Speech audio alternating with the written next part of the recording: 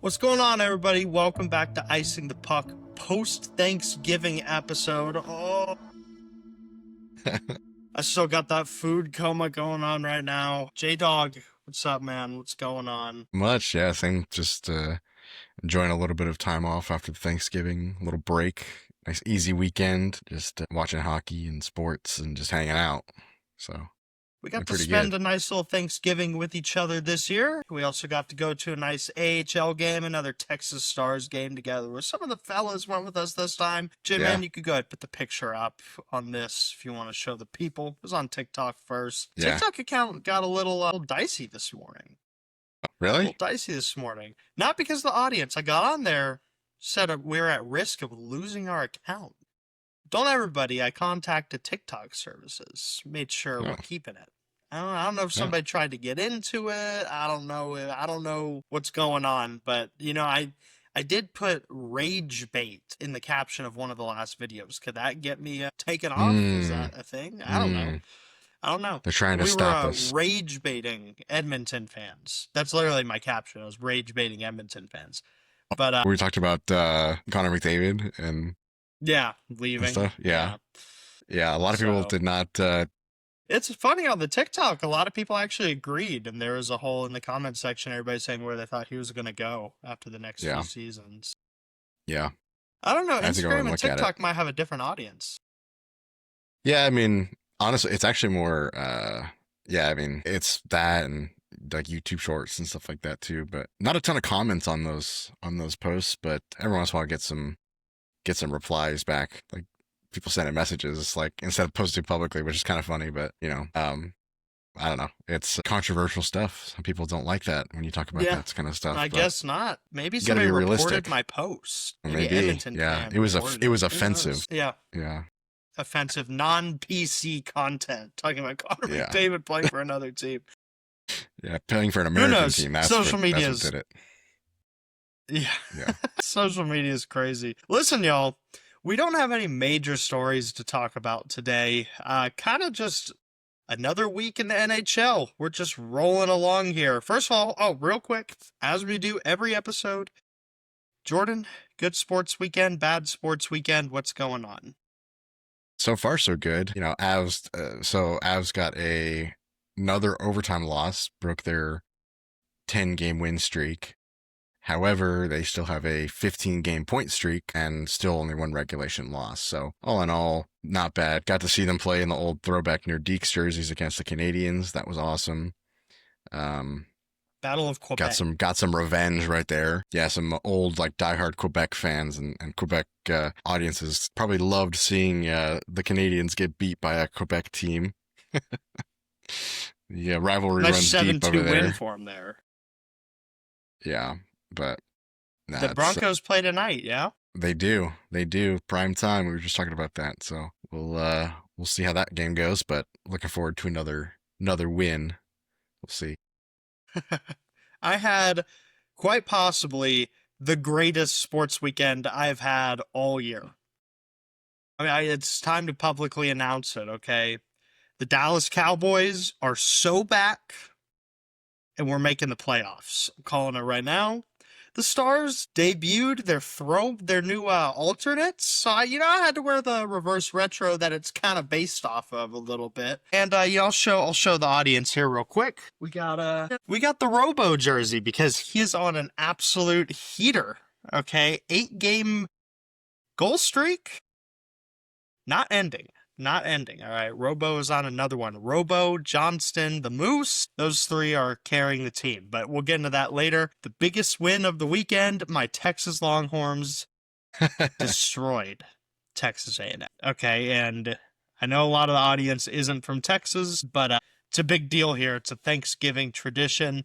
Rivalry recently got brought back a couple years ago. It's a huge deal here. So it was great to see little brother stay losing. Absolutely incredible night for me. Great sports weekend. But I digress. We should stay with hockey, and I think we should pivot directly to what we were just on. Your Colorado Avalanche Not a single regulation loss in the month of November. They are not just atop of the Central Division, but they are atop of the league, 18 with 42 points. If you go and look at the top 5 players in plus minus, they are all Colorado Avalanche players, and they have the most goals per game on average expected right now. Wow, I could go on, but this team, by far and away the best team in the league. I feel like we talk about it every week, but it's time to kind of deep dive into this. Yeah. I'm feeling pretty good right now, not gonna lie. But as a fan, I'm allowed to be. I try and stay a little biased sometimes. Obviously, I fail at that a lot, but it's good. It's nice. They've been playing some really good games. The team looks really good. The thing that was in question with a lot of people, which was the depth after some trades they made last year, is completely wrong. Their depth is amazing right now. They have guys that are really good players that they're having to, healthy scratch or send down to the AHL just because they have a full roster and they can't play them. So, I mean, that's a really good position to be in, and not where a lot of people, and especially a lot of fans of the team, thought that we would be at this time, and glad to see that it's the opposite of that. So, yeah, a lot of young players that are making a big impact, and just a lot of guys that deserve a spot, that every once in a while get a spot and a chance to play, and they prove it. And it's, you want to keep them all, but you only have so many roster slots. But yeah, it's been pretty good. Goaltending's been amazing. So amazing that there's now been both goalies from Colorado been thrown around to be, potentially in the Canadian Olympic team. That's a good thing to have attached to your team right now. I mean, yeah, overall is just crazy. The goal differential just keeps going up. Pretty sure it's at a 2.08 right now. Or my bad, that's goals on average. The differential, what is the differential? It's plus 48 now. Holy, oh my yeah. Yeah. And I feel like most of those goals, which it's funny, most of those goals are like from like the third period alone. Like their third period scoring is crazy. That's what you get though, when, you get all of these games to either overtime or a win. So yeah, it's a very good spot to be in right now, just solidifying their lead in the league and the division. I mean, yeah, very solid start to the season. I wonder what their odds are right now to win the cup. Can you look that up? What are the odds to win the cup? It's got to be pretty high. They're pretty high. I already know that, because for some reason, Carolina's going to be higher for, always. You know how it is. I don't know. They've dropped off a little bit, that's for sure. The Metro Division. Yeah, but that's just how, that's how the betting always is. It's Carolina's always at the top for some reason. I mean, the Avs have some. It's really interesting. The Avs aren't just winning either. Like, it would be one thing if it was like a, like a kind of like a crazy run, almost like. I'm not comparing it to this, but if it was like the Chiefs last year for our football fans, who kind of just like were pulling wins out of nothing, out of a hat. But the Avs, you beat the Canadiens 7-2. Finally get that shootout loss to Minnesota, unfortunate. You beat the Sharks, Blackhawks 1-0, Preds 3-0. That's 3 shutouts in a row. You beat the Rangers 6-3, Islanders 4-1, Sabres 6-3, Ducks 4. I mean, it just goes on and on and on. Like it's dominant wins, and the Avs are seriously, like, y'all are just steamrolling other teams. And at this point, I really don't know who could stop them. Obviously, I think the schedule will get a little crazier next half, and probably a couple more central matchups getting lined in there. You're going to have to play the Stars a couple times, and those games are always difficult and fun to watch, but it's pretty easy to win when you have 3 of the top point scorers in the league. On one team, we've talked about this multiple times, but McKinnon, I mean, by far and away the Hart favorite. This will be his second Hart of his career if he wins it, right? Second or third? Second. Mm-hmm. Second. Sure.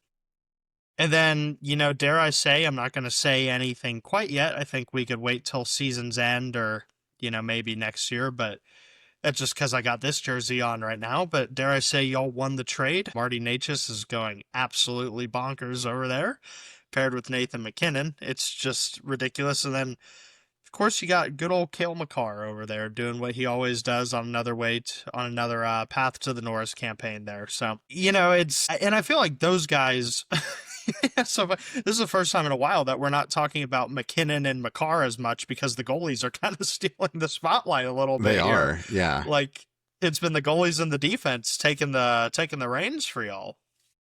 Yeah. And one thing that's, you didn't mention, the top guys, McKinnon, Nitchis, and Makar, awesome, but the depth scoring is going really well too. That second line right now is crazy. And honestly, I think the best news out of all of this, Landy's back. Like, yeah, he had his again. first multi-point game yesterday. He had 2 goals and an assist. His first multi-point game since 2022. He's back. Knew it was going to take a little bit of time to get him, back up to speed and playing at that level and everything, but he looks really good. He's played every game so far, and his ice time has just gone up. I think when they moved him down to the third line, he was able to kind of operate a little more freely. He didn't have to be, his ice time went down a little bit there, but he was able to play a little bit better there with those guys. And now he's like cycling in to all these lines. I mean, yesterday he was on the first line with McKinnon and Nitchis, which was awesome.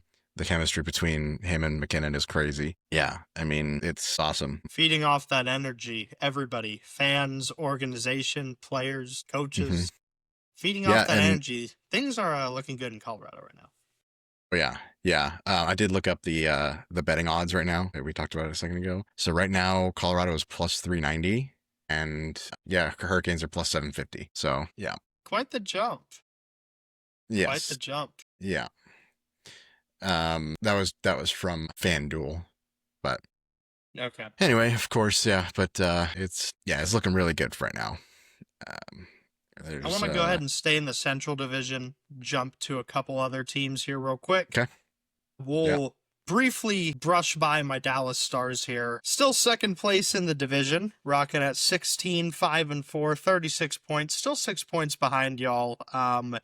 Things are looking good for Dallas. I think it was kind of a slow start and some injuries mounted up a little bit, and still a lot of injuries right now. I mean, Thomas Harley out, Matt Duchene is out, Nils Lundqvist is still out, Labushkin. I mean, lots of names on that list. But, Jamie Benn coming back really vaulted this lineup into a different position. Having that leadership back really helps. I already discussed Wyatt Johnston, Mikko Rantanen, Jason Robertson on absolute heaters. Wyatt Johnston, the first player in the league to hit double-digit power play goals. He's at 10. And the Stars sit at the best power play in the league right now. So Dallas is rocking. I think the main thing that's kind of holding this team back, other than Colorado just on an absolute heater, is Jake Ottinger kind of a few games with some bad play here and there. Casey DeSmith kind of outshining him a little bit at times this year. If the Stars can get the goaltending back to where it needs to be, then for sure they're a playoff threat. I mean, they're already a playoff threat as is, but watch them in the second half of the season start to light it up a little bit when everybody gets healthy. I know Matt Duchene was skating at practice the other morning, but yeah, I mean, that's really not too much more that I have to say about the Stars. I think I'm going to say this, I know we're both biased towards our teams, so we're kind of starting this episode with that. I think the Stars are tied for second best team in the West, talent-wise. I think them and Anaheim both sit and compete pretty heavily for the title of second best team in the West, behind Colorado, and there's some talent in the West. So yeah, I would agree with that. Yeah, I mean, really the only area of concern for Dallas right now is on the back end with like their defensive side. They've got some guys out, but they've been solid still. I mean, they've had, even with like Harley out, and they've still been fine, which is awesome. Like their defensive depth is really good this year. It's just not as good as it could be for sure. And then goaltending, like you said, it just had a couple games where he just has looked out of sync or like just kind of off. I mean, and the thing is, like, he's had some of those games and he's still won those games. It just doesn't look like his normal, because of the scoring. The scoring kind of brings him back a little bit. Yeah, and honestly, you know what I'm going to chalk it up to? Getting into like the personal side, he just had a kid too? Did he? Yeah. I don't know if he did. Good for him. I'm pretty sure he just had a kid. Like, yeah, that's why he didn't play one of the home games. Yeah. So like, I mean, dude's probably sleep deprived and, Yeah, you know, it's a little having tough. a rough time right to show up to now. work.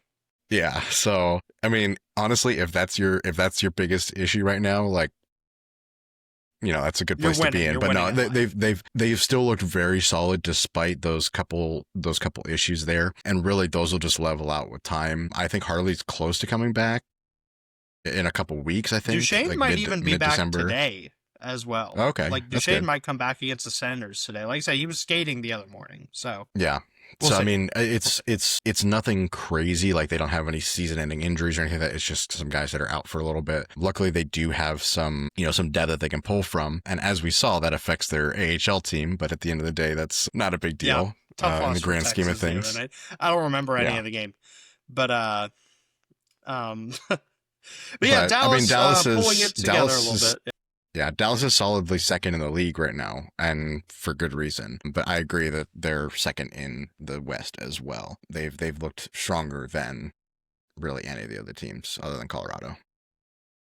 And moving on here, what do you know, man? Minnesota has kind of pulled themselves back into the playoff picture after a really rough start. And a big part of that is, once again, their goaltending has kind of helped them get into place, you know, kind of like Colorado. Kirill Kaprizov and Matt Boldy, those guys continue to be the anchor of this team, just scoring all over the place. Getting really impressed by Kaprizov. He's playing at the level that that contract should be. You know, he is playing at an excellent level now. He's scoring, I think, most games. So, how many points does he have now? Let me check. Like Kaprizov? Kaprizov has 31 points, 17 goals. Good for him. Yeah, I think he's tied for like Yeah, man. second or third for goals. He's in third place for goals. Okay, And then Boldy's pretty got good. 15.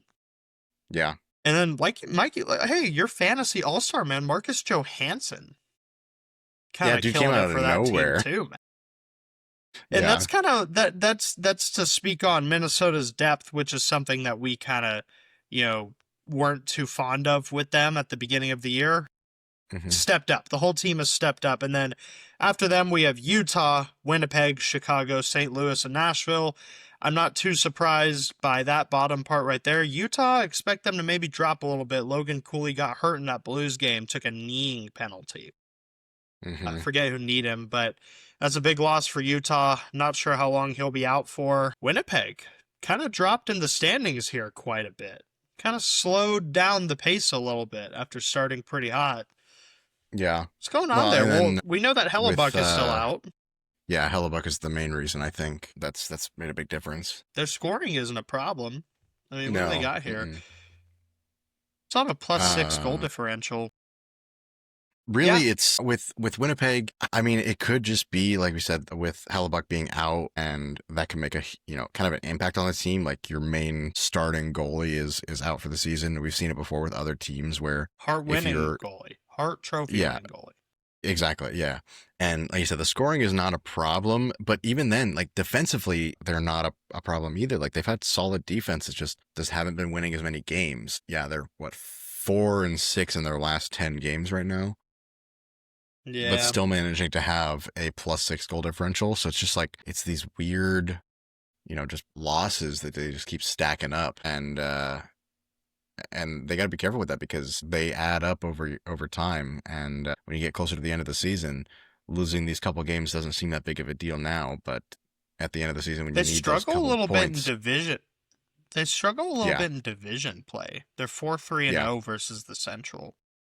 So, hmm, yeah. I don't know. There's a couple things maybe they have to get together. I'm not going to overreact. I think Winnipeg is still a playoff team at the end of the yeah, day. Once they get Hellebuck back, things are going to turn around.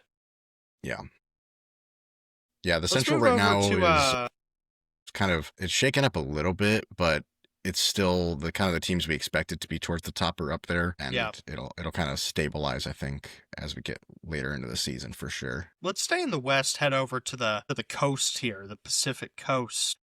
Anaheim is still in a pretty solid lead in this division. We got LA tied with them. Well, LA's been a shocker to me with how good they've been playing, actually. Got to give major props to the LA Kings here.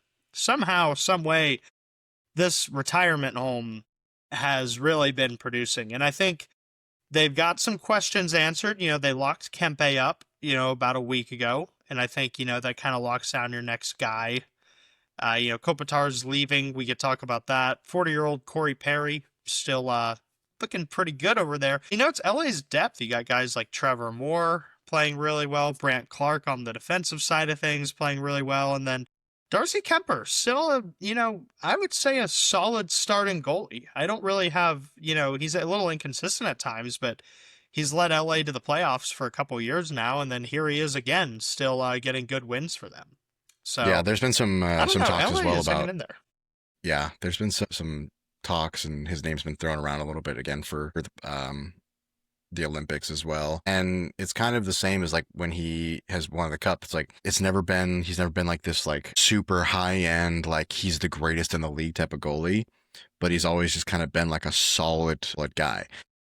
He's not the flashiest. He just plays the game and gets wins. He makes the stops that he needs to make, and really the only time that he really gets beaten is when it's like a really good play. I mean, he's really good, just like one-on-one, or like those kind of, those moments where you need the goalie to stand up. He does a really good job at that. But yeah, I'm surprised to see them they've crawled their way back a little bit from the middle of the division up to they're tied for first right now, and they don't have a single regulation loss against Pacific teams as well. They play really well divisionally. And that's gonna, that's something I just talked about with Winnipeg, but this comes into play towards the end of the year. If you could beat the teams in your division, you will get into a playoff spot, essentially.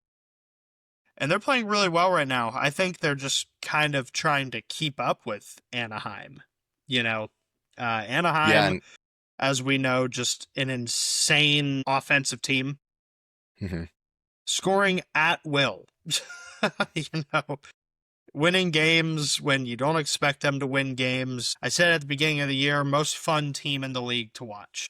Yeah, their biggest issue right now, they've kind of cooled off a little bit and have been letting in a lot more goals than they started with, and that's been their biggest downfall recently. I mean, they're 5-5 in their last 10, which is not going to keep you in first place. You have to have, if you're going to stay first in your division, even if you're not playing against divisional teams, you cannot be an even record or a losing record. Obviously, you need to be, if you lose one, you need to win like 2 or 3 to make up for it. Consistent winning streaks. Consistent winning streaks. Yeah. Yeah. And again, a lot of their games are really close.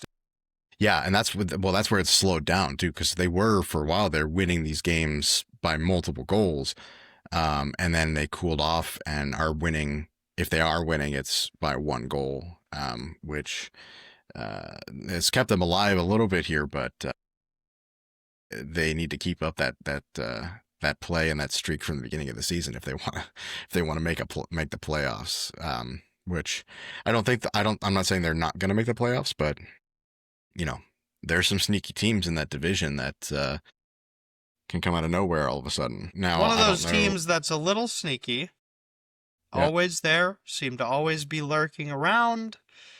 Edmonton Oilers looking a little dicey for them right now, but as we say all the time, they still have Connor McDavid and Leon Draisaitl, and that alone keeps you in a playoff spot if you fight for it.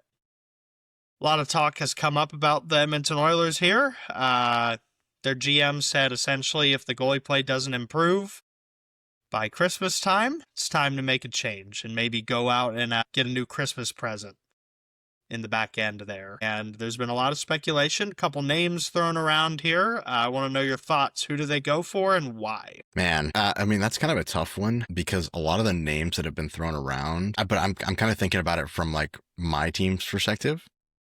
Like I would not want a lot of the goalies that have been thrown around on the Avs, but as far as Edmonton, the main names are going to be, Bennington, Quick, and who else was on that list? I think you have Bennington, Quick. Those are the 2 main ones I've seen. Jeez. Those are the 2 main ones. I'm trying to think. Oh, Laurent Brossoit. Brossoit has been thrown around a lot, too. Yeah. So. I think of those, I don't know. I mean, a lot of people keep saying, like Bennington, because of his playoff performance and stuff like that. But I mean, and a lot of people have been talking about how he performed in the Four Nations and stuff like that. I don't know. I mean, the issue that, the Oilers are in is they have to find someone that will, one, take on Skinner, even with his most recent shutout victory that he had. Crazy. Someone that has to take him on, and honestly is going to have to take on like Nurse or something like that as well. And then give a goalie, and apparently they want a defenseman back. It's a tough ask. I think Yeah. they've put themselves in a really bad position, and kind of the management of this team right now is not looking so good, because they could have addressed this goalie problem, you know, 2 years ago, um, and maybe have won two cups since then. You It's never true. know. It's true. But It's true. I mean, it's crazy to get 2 years, to go to the Stanley Cup final 2 years in a row, and you never know if that's even going to happen again. Especially the way this year is looking, and they might have missed their opportunity there. But I mean, I think the most realistic is probably Bennington, because St. Louis is just not looking good. They are not really in a position to even think about the playoffs right now. So, but I don't know if I don't even know if the problem would be on who they trade with and what they would get from that other team. The issue is what team is going to be dumb enough to trade with Edmonton for this thing. Yeah. Because you're I basically getting mean, a goalie that you're going to send down and not keep. I mean, I don't know who would play. I don't know, unless you just say like, oh, maybe he does differently on a different team, if and kind of has if different we're players in playing front of him. like we're playing like fun games of like what if here, like if you look at the teams that they have to trade, like if you look at the top two guys, okay, so you have Bennington and then you have Quick. Both of those teams that those guys play on are in losing positions, most likely not making the playoffs. Okay, so and Edmonton's desperate. Edmonton's very desperate. And I think their ask of the goaltender and obviously another defenseman in return, teams know they're playing a desperation game. So they know that they might not possibly get that. The biggest thing is the goaltender. So say they get Bennington. What does that package look like? Okay, I think it would be probably Bennington, and, we could throw in a depth defenseman there. I don't know, throw in a random name. I mean, they could get Philip Broberg back. He's played great. He's a former Edmonton Oiler, turned his career around. I don't think Parayko Parayko won't get traded. I don't think Falk gets traded. I don't think Cam Fowler gets traded. It's going to be a depth guy like Broberg or Tucker or Kessel. It's going to be something like that. But then, Bennington and one of those guys for, let's be honest, it's going to be Stuart Skinner, maybe like a Trent Frederick. I don't know, like just throwing that out there. A first round pick. I mean, seriously, like if it's Bennington, I think Edmonton probably gives up a first round pick, showing that he's won a Stanley Cup and the Four Nations. Like, it's gonna be a big package, and I think it's gonna be a blockbuster that blows the entire hockey world away. I think if they get Quick, the package is probably a little smaller because of his age, Mm-hmm. but it's something like that is gonna happen. I think it's between those two guys. I think Quick is an interesting one too, because it kind of reminds me of a couple years ago. Edmonton didn't make it to the Cup, but they signed an older 40-year-old Mike Smith, before that season started. Mm-hmm. So Edmonton is familiar with, goalies on the north side of 30, into their 40s. I don't think they really care about that. I think it's almost like a parent trying to please the only child here with Connor McDavid. I think the McDavid, I believe it or not, I believe the McDavid situation is still a little dicey over there. I mean, I think you're walking on eggshells with this guy. He's got the deal. He took the deal to stay there, but you're not showing him why he should live out this deal in any way. You're at the third bottom position in the Pacific Division, and every team has really just gotten better. It's I don't know. That's the main story here other than the Colorado thing going on right now, I think Edmonton's struggles are the biggest story in the West. I mean, what is going to happen here? It's so interesting. Knowing Edmonton, I could see them getting a goalie that nobody even cares about. Laurent Brossoit, a name that we haven't even listed yet, and they think that kind of, it's like putting the duct tape over the Yeah, I whole, mean, you know? and honestly, that could be a smarter move, is going for like a backup goalie on a team that, is out of a playoff picture, and trying to make that work. Because like, even just like competent goaltending gets you to the cup. It's just, you need that little bit of extra to, to put you over Yeah. the edge and help you win. And honestly, like, this has kind of been the year of backups. Like, backup goalies have been kind of going off this year. True. And I mean, there may be some guys that they could find, but yeah, I agree. It's like the biggest issue is, and with McDavid, like, he took that deal to make it easier for the team to make some moves to put themselves in a better position to win the cup. And obviously that deal doesn't go into effect till next year, but they haven't even tried to do anything. Like, I would have expected them to at least do do some stuff this year. I just, the management of that team right now is just, it's showing their faults with their three most recent signings, like three big signings that they had, which was, Bouchard, Nurse, and Draisaitl.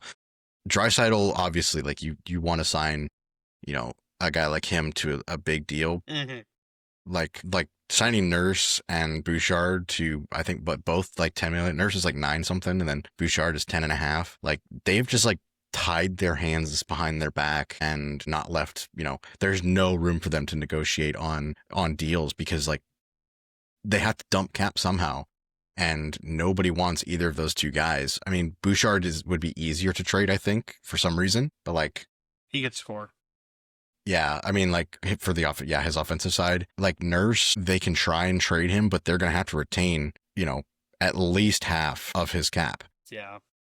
Which still is a lot of money, is your goalie money right there. I mean, that's what it is. If they had $4.5 million that they could go and get a competent, like, decent goalie with, like, that's a huge amount of money to give a goalie that, I don't know. They've kind of fumbled this situation in a very vital time with some of the best players in the league on their team for their chances to win a cup. And I know I say it. I mean, I'm an Edmonton hater, but like, this, it's just dumb. It's just such poor management. Yeah, it is. That they're kind of screwing themselves. And watch, like, now they're going to go and win the cup this year because I talk shit, but Beat Colorado in the playoff series. last time Edmonton played Colorado in a playoff series, they got swept. Yeah. What do you say we take things out east, man? I feel like we could go on and on about the West here, but always has can. been interesting. Talk about crazy shakeups here in the Eastern Conference. Tell me which division you want to start out in, and I'll get the ball rolling here a little. Let's talk about the Atlantic first, because I want to save the Metro for last. The Atlantic. Wow. I never thought I would see Florida and Toronto in the bottom 3 in this division, but here we are. We'll start at the bottom here. Buffalo's Buffalo. They suck. Not surprised by them being at the bottom of this division. I don't even care about the injury excuses anymore. Their goaltender room is too crowded, and they're trying to start each of these guys and see what they could get. And it's just not working. Horrible. Just horrible by the Buffalo Sabres, dude. It is not looking good. But yeah, Toronto and Florida, both negative goal differentials. Toronto really struggling on the road. Both teams really struggling on the road. Toronto's 3-7 on the road. Florida's 4-6. 3-5-2 for Toronto in their last 10. Florida 5-5 in their last 10. Florida, is this something that we need to be worried about here for either of these teams? We'll start with Florida. I know the injuries are still there, but this is a really big decline for this group after being the Stanley Cup champs. Yeah. With Florida, I think they have injuries on their team have made a bigger impact from just kind of, they kind of lack like direction right now. They just don't look like the same team. They don't. And yeah, like the chemistry and like the way that they've had to jumble the lines and all that stuff is just not working right now. Yeah. They're just not, there is no chemistry. They're lacking in that area, and they just look sloppy in their games. Again, 5-5, a little bit better than they were, because I think before that they were had a losing, like, in their last 10 games Yeah, before that, big they had a losing losing streak. record. So 5-5 is enough to keep them potentially in that playoff run, or that playoff, but they definitely, again, same thing as the Ducks. They need to have 2 or 3 games in a row that they win in order to solidify a playoff position, which at this point is looking maybe like a wild card spot at best. Yeah, but we Which know is, how it is with this team. If they just get in, it always like mm-hmm, it mm-hmm, goes in their favor, you know? And mm-hmm. but the thing with them right now too is you have like 37-year-old Brad Marchand leading your team with 27 points. I mean, some of the like I know we have Kachuk and I know we have Barkov out, okay, but at this point it's not an excuse anymore. I mean, yeah, Sam Reinhart is second place here and he's got 13 goals, but like Lundell, Bennett, Verhage, like these guys who were used to like being on the score sheet aren't so much on the score sheet anymore. Like the guys that they've given this money to aren't producing like they should with their new contracts. Yeah, the guys that And won I them the just don't cup, think the injury. won them 2 Yeah, cups. yeah, exactly. That Yeah. Sam Bennett, the Conn Smythe winner. Where's Mm-hmm, he at? And mm-hmm.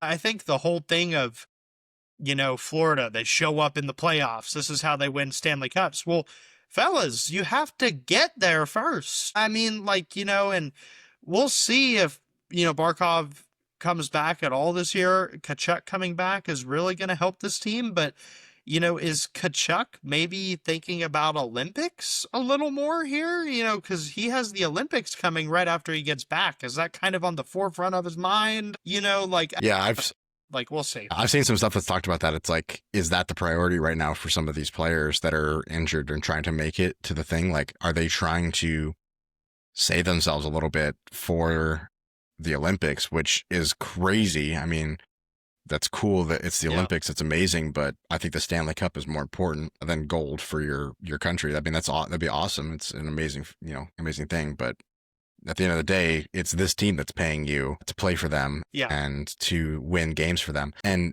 the biggest issue that Florida is in right now is they're kind of putting themselves in this hole that they have to climb out of when they do get these guys back. And that could risk them having to play too hard too late in the season. And they might risk re-injuring themselves, which is, No gas is a left in the serious tank concern. kind of Yeah. situation. Yeah. I mean, like you see that a lot with wildcard teams is they barely make it into these playoffs because they've been pushing like crazy this last, the last month of the season, and they get in and like their guys are just exhausted. They're, banged up already before the first game even starts. And Maybe and this I is mean, the cup hangover. Maybe this is the yeah, cup hangover. You win 2 in a row.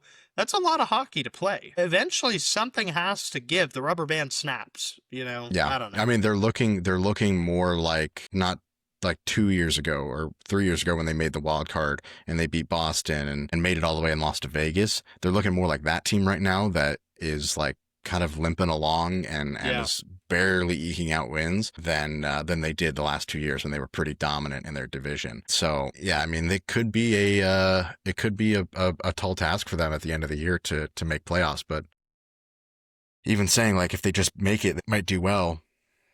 There's always that risk that they don't, and losing these games early like that can make a big difference, and it might be too much for them to overcome later in I the think year. the same is to be said for Toronto here, but Toronto might just miss outright.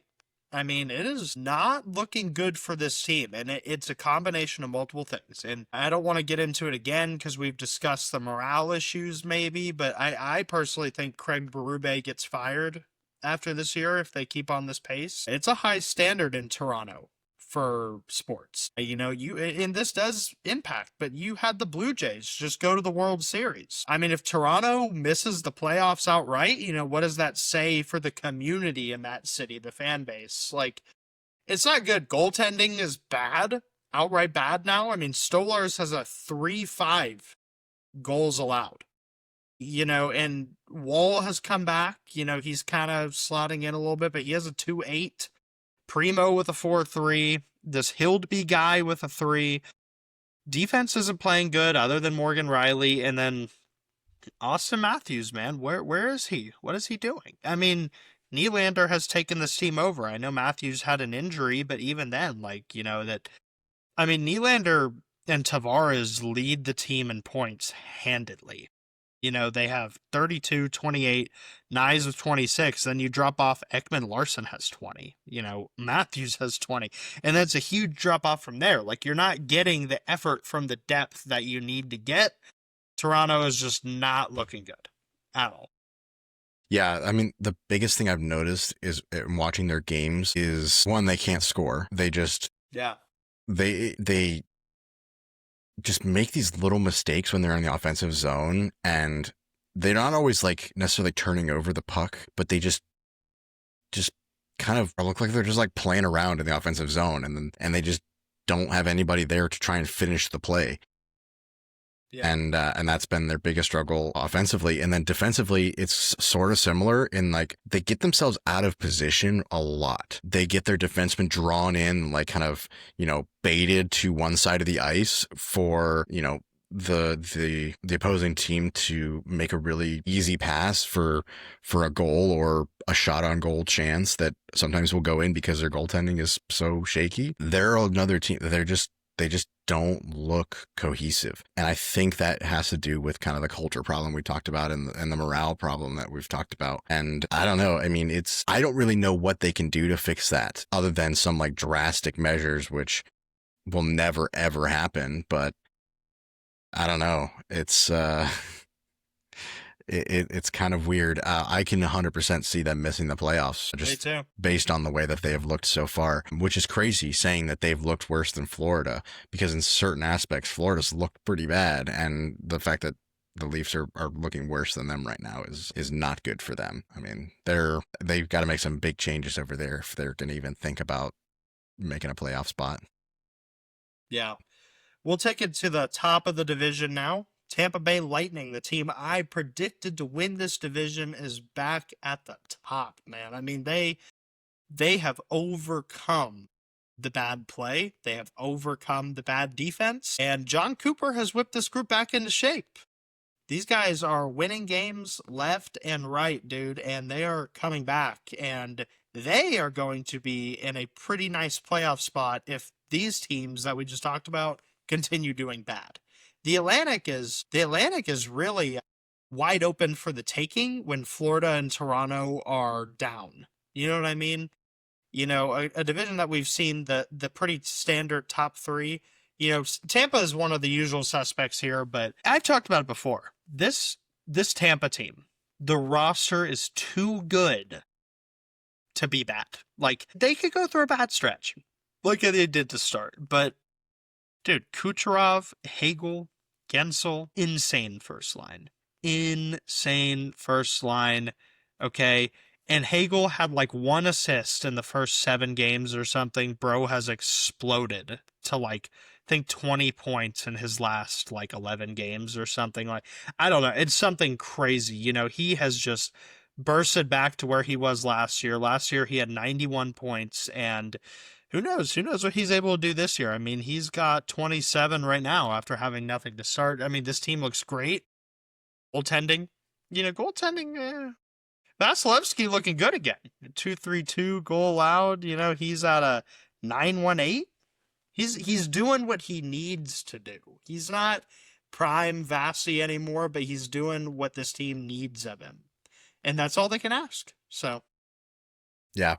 You know, it's funny as you're talking about it, and like I was like, for some reason, Tampa is the team I end up watching the least amount of their games. I don't know why it always seems that way.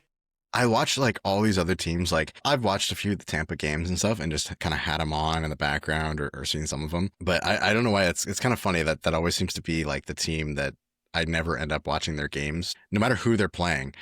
Maybe it's a Stanley Cup. You know who it is for me? Beating them in the Stanley Cup kind of thing for me. That for me, it's Pittsburgh. I never watch Pittsburgh games. Never. I rarely ever watch a Pittsburgh. They're actually good to watch this year. Why. They're actually very good to watch this year. Yeah, a little fun compared to past 2 years. But no, I mean, I have seen like what you're talking about. Like, their top guys have turned it around and have started actually producing compared to the first like 10 games of the season where they were, I guess, asleep or something. I don't know. Still enjoying summer. They were trying to take a last couple extra weeks of vacation. before where they had to play. But yeah, I mean, they're tied with a lot of other teams that are at the top of the other divisions. Um, or, similar position as some of the other teams in the top of the other divisions there. Yeah, I mean, I think that as long as they keep up kind of the pace that they're at, they'll one outlast everybody else in their division. They have a solid lead there. It's just I would be a little worried about them in the playoffs compared to some of the other teams at the top. But I Yeah. think the more that they play later in the year, we'll have some other looks at them playing against the top teams, and we'll see how they compare. But yeah, Come again, playoff it's time, like though, Tampa's fun. Tampa's fun. They have a lot of guys who have done the dance before, yeah, and won yeah, it. not having to play the So, Leafs first this year will be a big thing for them.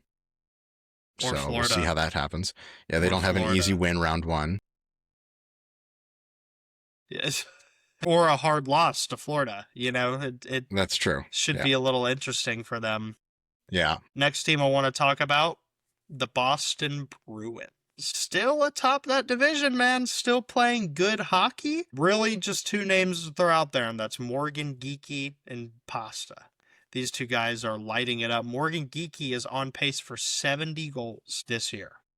I mean, talk about a guy who has literally turned his entire career around after landing in Boston. Like, I saw some stat earlier about let me try and find it real quick. The point is like he literally was just like a whatever player before he was in Boston. Hmm. And now he is okay, so here. So Morgan Geekie, before joining the Bruins, okay, with the multiple other teams that he played on, in 180 games, he had 22 goals, 63 points. Since joining the Bruins, his first 180 games with the Bruins, 70 goals, 122 points. I mean, he has completely revitalized his career, The and home. he's a Rocket Richard candidate now. Like, it's insane. He is the main reason that they're winning, if we're being honest. Yeah, So and shout out they're Morgan Geekie. I don't think any of us had that on our bingo card this year. no, So, no. And what's crazy is like Boston has found a way to kind of turn it around there and put themselves in the spot that they're in. Because at the beginning of the year, they did not look like they were going to be doing that at all. I predict them to be at the bottom of this division. Yeah, yeah. I mean, it's sorry, I'm getting distracted by The Sage. local icing the puck mascot has entered the Yeah. scene. She just walked up to me with the rope. She decided for some reason now the last, 10 minutes to decide to pull every single toy out of the bin. Toys that she hasn't touched in like 6 months. She's like, I'm gonna use this one right now. Sorry. But no, I mean they're not the strongest looking team right now, but they've Sure. found a way to put themselves in a good position. Their biggest struggle has been away games, I think. They are Yeah. a little rough there. I think they are just under on a losing with a losing record in away games, but Yeah, so they're 6-7-0 on the road. okay. 9-5-0 at home. Yeah, no overtime. That's another one too. That's right. I forgot Yeah, about that. none. No overtime. But The one they team to beat the Avs in regulation. that's The it. Boston Yeah, that's Bruins. true. That's true.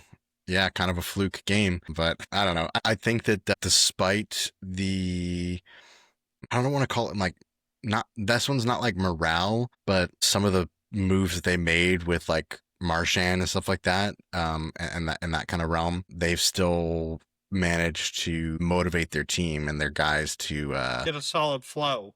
yeah, to perform. And yeah, having those top two guys that are performing really well, Pastrnak, of course, and then like you said, Geeky like kind of coming out of nowhere and performing really well. Sometimes that's enough to get yourself a win. Now, if they can maintain this, they'll be good, but they're right on another team that's kind of right on the edge of I could see them going on this like terrible losing streak again, which would do serious damage to their, to their season. But that's you never know.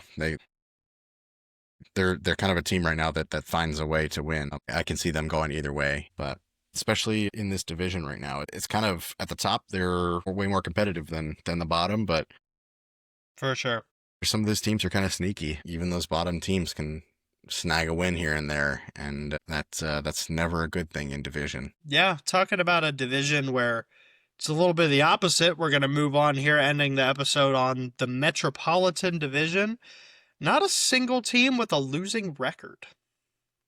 Not a single Crazy. team at 500 either. Every Yeah, team is that's above crazy. 500 and hanging in there somehow. And we still have the New Jersey Devils sitting atop. They've had a pretty clear-cut lead here for a couple weeks. They've been at the top even without Jack Hughes. They've been finding a way to win. I think that's a credit to them. This roster is super strong. They have a lot of different names, a lot of guys who have stepped up. I called them out at the beginning of the year. I said, you need Dawson Mercer. You need Jesper Bratt. You know, you need Nico Hischier. You need all the other guys to do a little something. You can't just be carried by Jack Hughes all year. The goaltending is solid. And all these guys are a cohesive unit. Great chemistry, playing well. They've slowed down a little bit, but like you said, they're still finding a way to win those games, even with Jack Hughes out. And I still think they're a scary team. I think once I they're do too. fully healthy, they're going to go on a heater again. They're going to go and win like 10 games in a row. I could see it happening. Kind of a hot take. Something about them just feels like cup.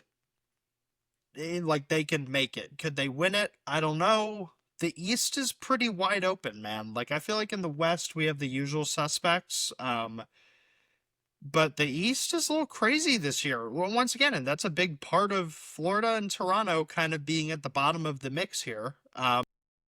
You know, like, I don't know, New Jersey looks very interesting. And then also Carolina is sitting in second place, but Carolina is just, you know, I really thought on paper this was the best team they've had in a long time. I thought maybe this team, this roster, is what could really get them over the hump and finally make the Stanley Cup. While they do have a chance, I think New Jersey and Tampa are both better teams. You know, this is going to sound really crazy. I think Boston could beat Carolina in a playoff series. As of right now. As of right now. Their biggest issue, I mean, their offense has been good. Their defense is always solid. The thing we talked about at the beginning of the season is their goaltending is just so inconsistent. When one goaltender is healthy, the other one seems to be out, and then vice versa. Like Freddie Anderson, this is like the longest stretch he's played in forever. I don't even know how long. Like he's managed to play like a month in a row. Like that's crazy. And he's got an 8.78 save percent. Yeah. I mean, they definitely, I mean, in division, they're a strong team against some other teams in the league. I don't know. There's some teams, like you said, that look better that could potentially win a series against them. You know, it's not they can win one game, but can they win, 4 games in a row or, 4 games in a series to take it. But another thing with this team, this has been a problem for years, and it remains a problem. Okay, listen. If you're going to win a Stanley Cup, you need an all-star player. Okay, here's the thing. Like, Florida, okay, Barkov, all-star player. I mean, incredible player in this league. Kachuk, all-star player. And then they have guys who just bust out in the playoffs. You could even say Marchand to some extent because of his personality as some form of a superstar. Bobrovsky, superstar. Edmonton making it to Cups. Connor McDavid. Avalanche, Nathan McKinnon. The Stars now, Mikko Rantanen. Like, these teams make it far because of these players. Who do the Canes have? And that's not to hate on their guys. I love Aho. I love Jarvis. Jarvis is kind of on his way to that status. But, like, signing Nick Ehlers is what gets you over the hump here. You know, they're almost like, they're like a more well-balanced Edmonton. Does that make sense? Like, they don't have the crazy superstars, but they have, like, a full unit that plays well together and just horrible goaltending. Like, and, I feel like everybody talks about Carolina's amazing defense. They have Jacob Slavin. The defense plays so well. The defense can't stop every puck. Like, what's going on here? I don't know. And, like, you have a great head coach, but obviously he doesn't know how to build a team very well. Like, yeah, I don't know. Like, well, I won't necessarily throw that one on him. That's not on the coach. He They is a don't. part of it. It's I sorry, mean, that came out wrong. But what I'm trying to say is like, is this another season of losing in the ECF? well, it's like they have a solid team. They just don't have like you said, like they don't have that one little piece that kind of pushes them over the edge that makes them a cup winning team. And it's been like that for years. And Nick I don't know if I Ehlers and necessarily Taylor compare Hall them. don't do that. Yeah, I don't really quite 100% understand the comparison to Edmonton, and other than the goaltending aspect of it, like because Edmonton has McDavid and has Well, I'm saying Draisaitl, they have it's those guys. yeah, but I'm trying to say like it's a great team. You just have horrible goaltending. Like they're opposite of Edmonton, to where Edmonton has two superstars. Carolina is Okay. just one cohesive unit, but they both have horrible goaltending. Great teams that just can't win because they let in Yeah, too many goals. Like yeah, yeah, I get that. And no matter kind of what you said earlier, no matter how much Carolina fans try and justify it or say it, they 100% lost in that Mikko Rantanen trade. There's no they did. there's no way to say that they didn't. No, you can try and cope as hard as possible by saying, "Oh, but we got Stankoven and don't forget Taylor Hall." It's like those guys are not going to win you a cup alone. Like I they love are great Stankoven. pieces. They are great pieces, but they are I love not. Logan Stankoven. But what does he compare to Mikko Rantanen and Marty Necas? Let's Yeah, be honest. yeah. And He's then they not even start on the throwing same level. in. Yeah, they start throwing in like, oh, Nature's didn't perform in the playoffs. It's like, yeah, he just didn't fit in Carolina.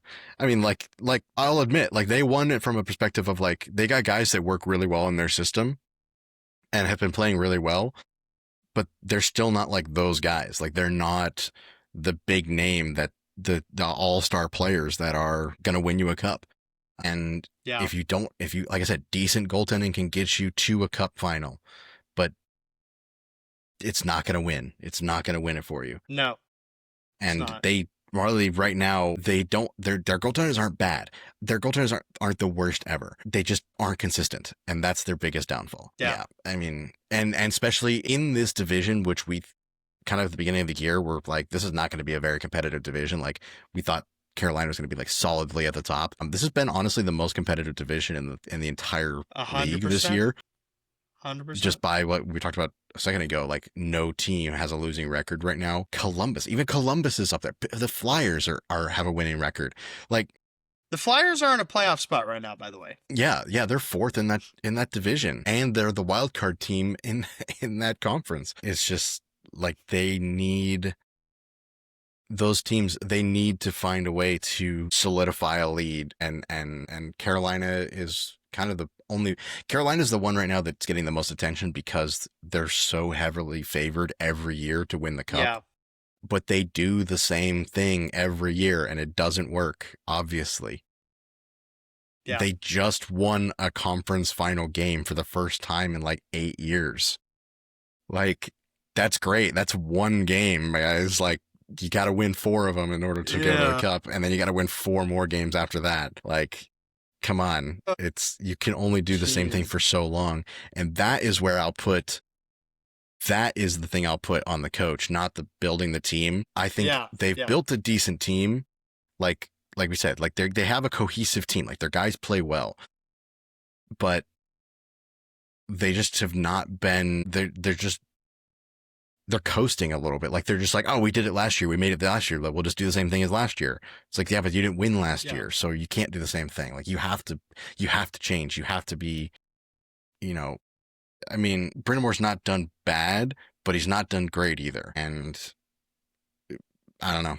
There's a lot I can say about Carolina, and it's a team that everybody has such high expectations for that they consistently don't live up to, but for some reason don't get the negative side of not living up to those expectations, And then they're just set the same expectations for the next year, like thinking, oh, something's going to change this year. It's our year. It's been your year for the past, 7 years that you've made the playoffs, apparently. And what have you done with it? Nothing happens. Nothing ever happens. And if they don't figure it out, like there are some other teams in this division which could pass them up and push them down. I mean, this division is so close. Pittsburgh. Yes. Washington.